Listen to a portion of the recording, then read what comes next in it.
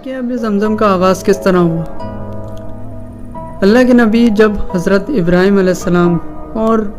ان کی بیوی حضرت ہاجرہ علیہ السلام کے گھر اللہ نے حضرت اسماعیل علیہ السلام کی ولادت کی، اس وقت حضرت ابراہیم علیہ السلام شام میں رہتے تھے اور ان کی عمر 99 سال تھی۔ حضرت اسماعیل علیہ السلام کی ولادت کے بعد اللہ نے حکم دیا کہ اے ابراہیم، اپنی بیوی اور اپنے بچے کو لے کر مکہ کی طرف روانہ ہو جاؤ۔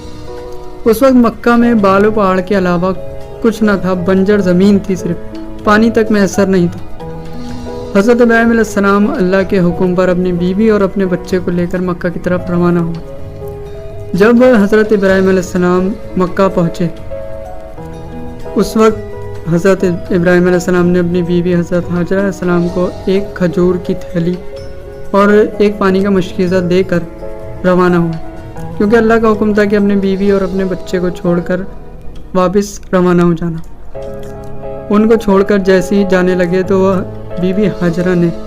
حضرت ابراہیم علیہ السلام کو روک کر سوال کیا کہ اے ابراہیم، کیا یہ اللہ کا حکم ہے کہ آپ ہمیں اس طرح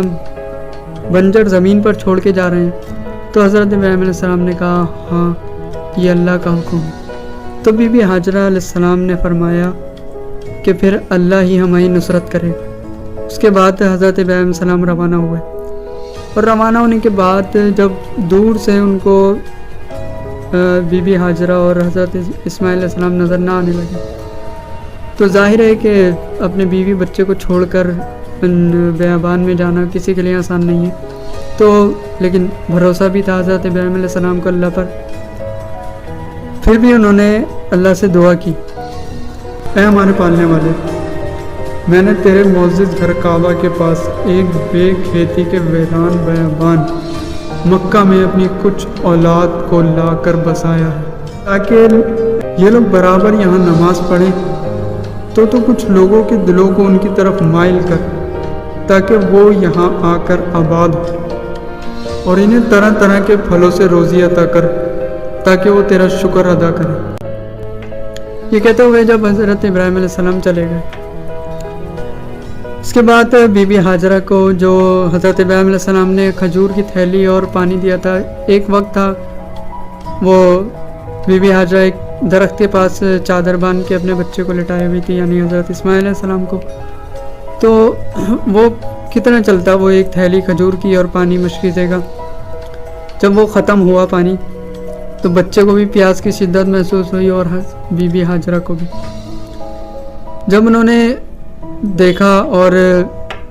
ادھر ادھر دوڑ لگائی، تو ان کو کچھ پانی کا کوئی اثار، کوئی ایسی ندی، کوئی دریا نظر نہیں آیا۔ وہ پریشان ہو کر کبھی صفا کی پہاڑی پہ چڑھی، کبھی مروہ کی پہاڑی پہ چڑھی۔ یہ کرتے کرتے انہوں نے کافی چکر لگائے، دوڑ لگائی، اور اللہ سے دعا کی کہ اے میرے پروردگار، مجھے یقین ہے کہ تو مجھے اور میرے بچے کو تنہا نہیں چھوڑے۔ اور یہ کہہ کر وہ دوڑے لگائی رہی تھی کہ اتنے میں آواز غیب آئی کہ اے ہاجرہ، اللہ نے تیری دعا قبول کی، اور تیرے اس عمل کو آنے والی نسل کے لیے ہم یادگار بنائیں گے۔ ابھی سب دیکھتے ہی ہیں کہ جو بھی خانہ کعبہ کے لیے زیارت کے لیے جاتا ہے تو وہ صفا اور مروہ کے درمیان دوڑ لگاتا ہے۔ یہ بی بی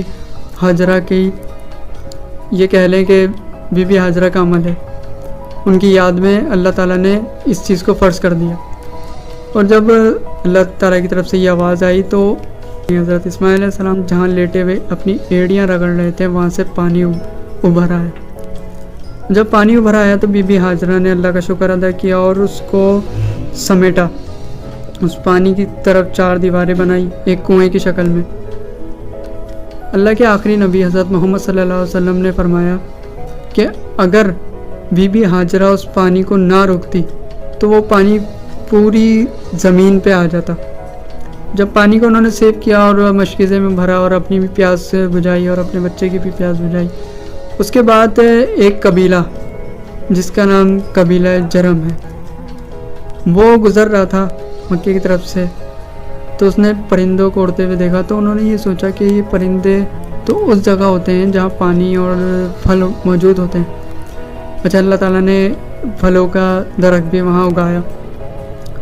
اس کے بعد وہ لوگ اس جگہ پہ بڑھے اور انہوں نے بی بی ہاجرہ کو دیکھا اور وہاں سے پانی کی پینے کی درخواست کی، اور انہوں نے پانی کی وجہ پوچھی کہ یہ بیابان میں پانی کیسے آیا، تو انہوں نے پورا واقعہ بیان کیا اور وہ اس واقعے سے متاثر ہوئے اور انہوں نے اجازت چاہی کہ ہم بھی یہاں